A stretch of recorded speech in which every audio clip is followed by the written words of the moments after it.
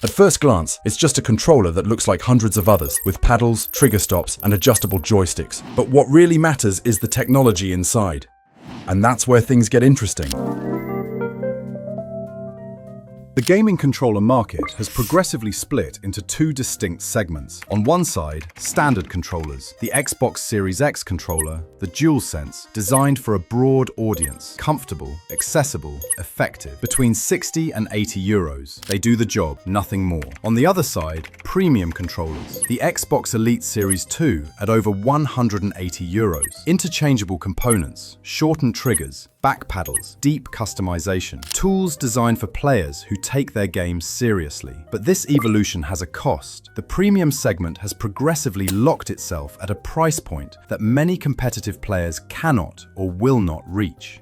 Features get optimized at the top of the market, but rarely made accessible below it. The serious player who wants adjustable triggers, programmable paddles, and reduced latency without spending the price of a full game on top of the controller had no convincing option. It's precisely there that this product enters the scene.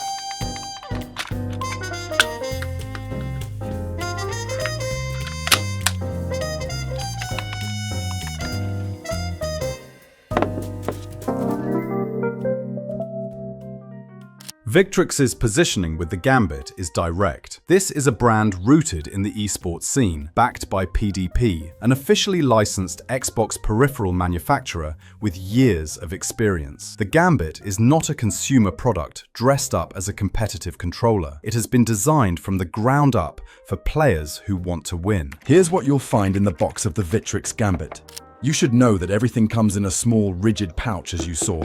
It's perfect for transport. It's extremely well thought out. You get a 3-meter braided wired cable, which is ideal. Of course, the controller itself. The first thing you notice when you pick it up is the weight. It's 240 grams, so it's exactly the same as an official controller. Official Series X. That's no coincidence. They're really aiming for a familiar balance for gamers who are used to playing with official controllers. So, as you can see on the front, you have this sort of shell, this faceplate that you can remove. It's as easy as that. And you can see inside with all the components. That's when you'll be able to customize your controller with the different buttons, whether it's the joysticks for a slightly longer grip. You can also customize the D-pad. They provide you with another faceplate as well. Everything is extremely well thought out and practical. Looking at the back of the device, you will find the standard double paddle setup, which can be very easily swapped out for a more advanced quadruple paddle configuration. It's in place. You go from one button on each side to 2 buttons on each side, a huge advantage for competitive gamers. And the absolutely most fascinating feature found on this device is the innovative haptic triggers. What we call triggers. Trigger stop. So you have several levels. As you can see here, the response is immediate, handy for rapid fire for FPS players. You can easily come and deactivate it. One press and it's activated. An extremely comprehensive controller for a competitive gamer.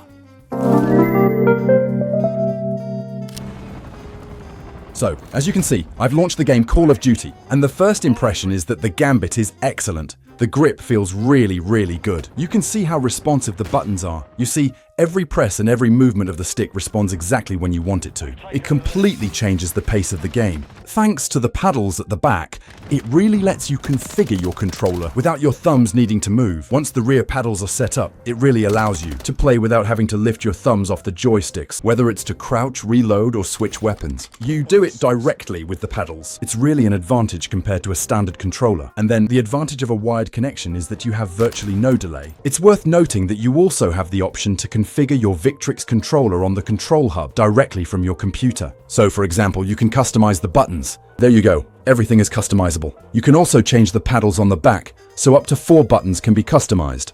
You can also adjust the sensitivity of the joysticks. If you want to set a dead zone, there you go, invert the Y and X axes. For example, you can do that. There's also the option to adjust the sensitivity of the triggers at the back. So, You have 5 levels of sensitivity, as well as audio, of course, which will come out of the controller. It's a hub that's very comprehensive.